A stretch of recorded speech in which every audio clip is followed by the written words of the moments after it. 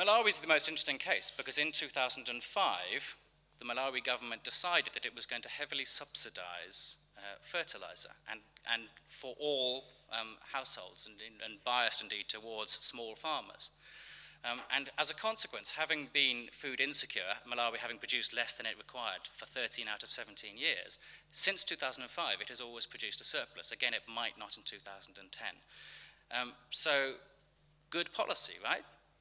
Except that it's extremely expensive policy. It is taking a very large chunk of the Malawian budget. Is it sustainable in the long term? And secondly, it's chemical fertilizer. We've already passed peak phosphorus. So it's not sustainable in that sense. And also, we know that chemical fertilizer in the long term degrades soil and reduces soil fertility. So it isn't necessarily sustainable in that sense either. But what about the option of not investing in agriculture, as indeed most developing countries did not do, most African countries in particular, did not do for most of the late 20th century? Is it economically sustainable, bearing in mind that in some countries we know that there will be famines and that famines are very expensive to deal with? And is it ethically sustainable not to have food security as a national priority? Do governments necessarily anticipate crises as a priority given that expense? Does, for example, democracy make them more likely to, given that in many countries the poor are the majority and therefore they can vote in an instrumental way for famine prevention? Should aid focus on improving these accountability mechanisms, these political systems? Should British or Greek or European Union aid to countries have conditions about democratization, about listening to the voices of rural, grassroots civil society?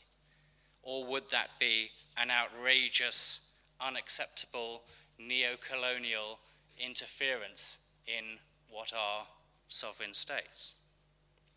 What about trade? Should Europe import more agricultural produce from the poorest countries or not? At the moment, Europe has high tariffs on agricultural imports, and of course it has high subsidies to its own farmers, as most countries do. Should that change? Would it be better to lower those barriers in order to allow economic growth in developing countries? Or would that be worse? And China is relevant here because China is doing that. China is importing food grains from Africa, from poor countries in Asia. Is that helpful? Is it stimulating economic growth? Yes, to some extent, but then it's also involving Chinese purchase of land. Who regulates purchase of land at the global level? The government is not necessarily, of an individual country, is not necessarily incentivized to stop an outside nation or an outside company from buying up land. But do we need to have a global oversight of this issue? And what about water theft? If we import food produced in Africa, that means that the water in countries where water is scarce is being used to produce food for consumption outside of those countries. Is that ethically justifiable? Whose sustainability, therefore, counts? Should we be most concerned with sustainability in an environmental sense? Should we be most concerned about sustainability of production? Or should we be most concerned about the sustainability of distribution of consumption, a political economy approach? Should we be more concerned about Malawi's sustainability versus the UK's sustainability? Well, I think that's the easiest bit, but what about, should we worry about Malawi's sustainability or should we worry about global sustainability? Should we have a global plan? Okay, I will wrap up as quickly as I can. Should we have a global plan for production and distribution? What if the carrying capacity of the world really is going to be exceeded? I don't think we should necessarily assume it's a given. Malthus has not been proved right yet because there are also interventions. But given the possibility that population increase and climate change will mean that there isn't enough food to produce in the world as there always has been, what's the implication? Who will win and who will lose? If it will completely transform international relations, if food-producing, food-exporting nations, who have always had bad terms of trade relative to industrial nations, start becoming the holders of the most valuable commodity. Argentina, Brazil will become incredibly powerful nations. So will Kazakhstan, Russia, quite scary, isn't it?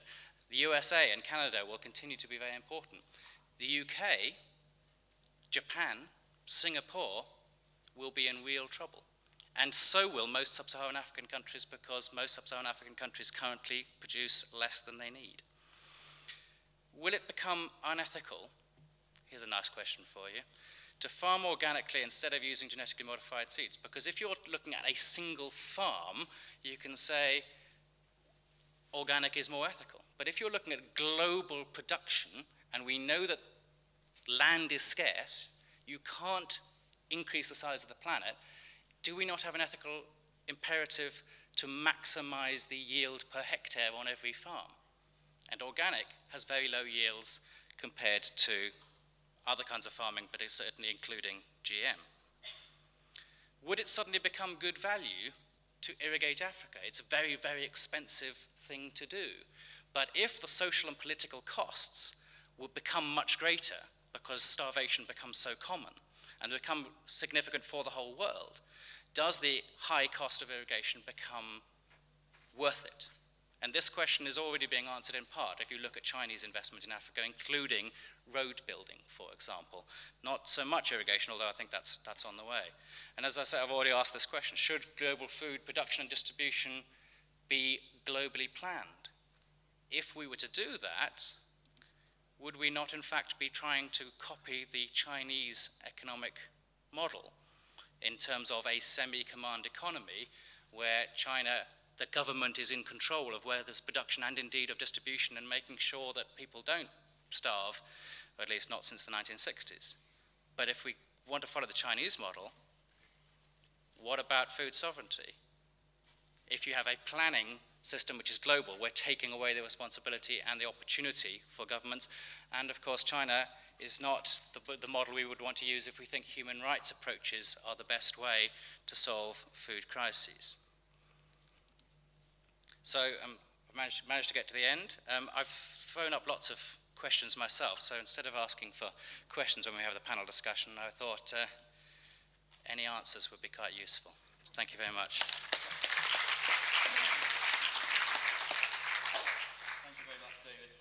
As I should have said in the beginning, of course, you come from Leeds University. You've got wide experience, including being a fellow of the Centre for the Study of Administration of Relief in New Delhi, and currently in UK policy making, and recently chairing the UK Liberal Democrat Party Policy Working Group on International Development. So in thinking about things that you might specifically like to ask David later, those are his areas.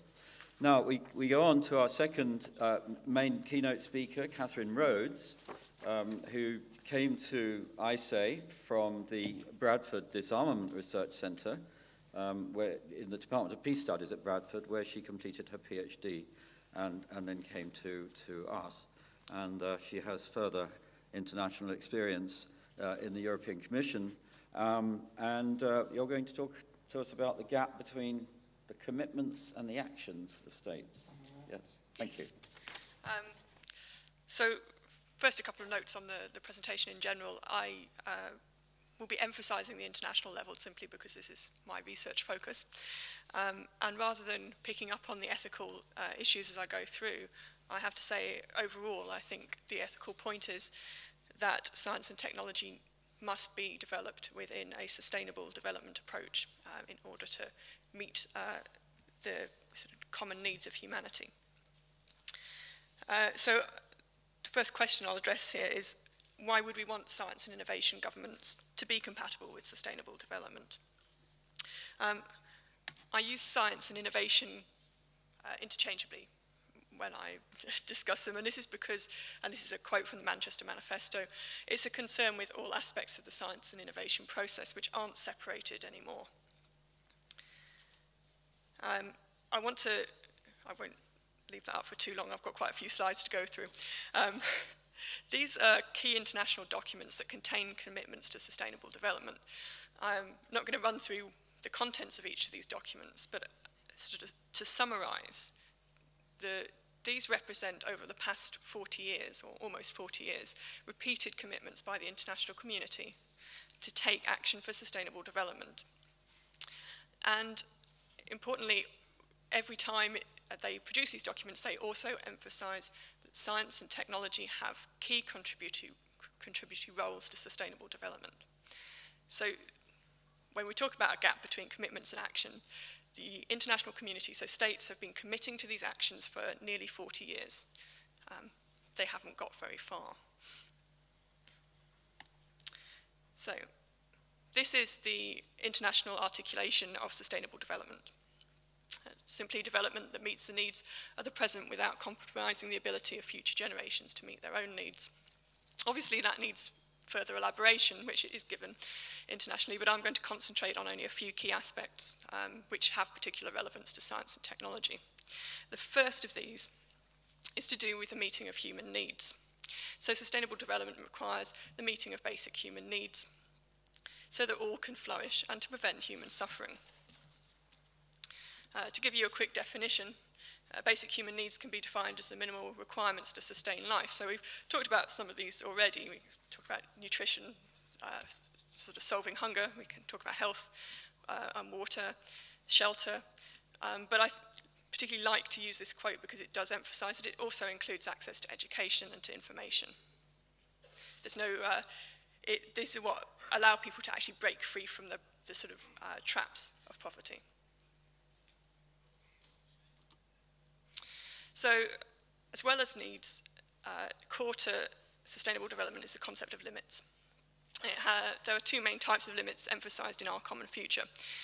First are ultimate limits, and it simply states that before these are met, or before these are reached, we must be starting to ensure equitable access to the constrained resource.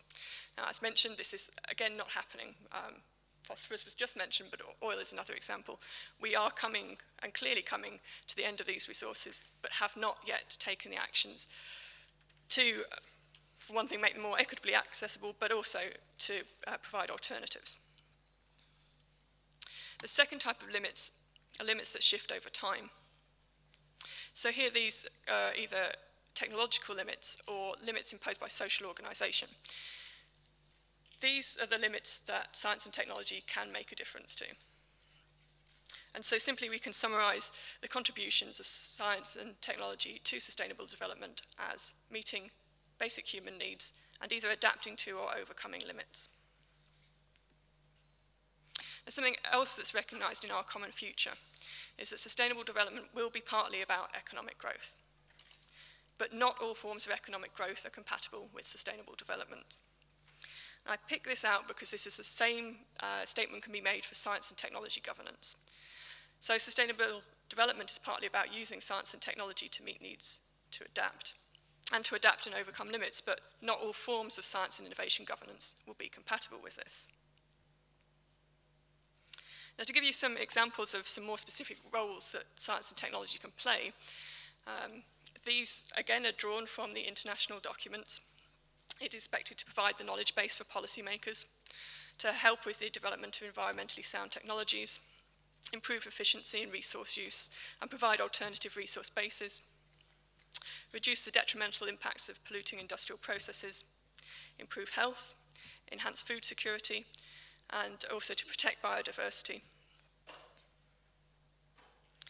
And a sort of simple but very effective statement on this is that simply without science and technology we cannot have sustainable development.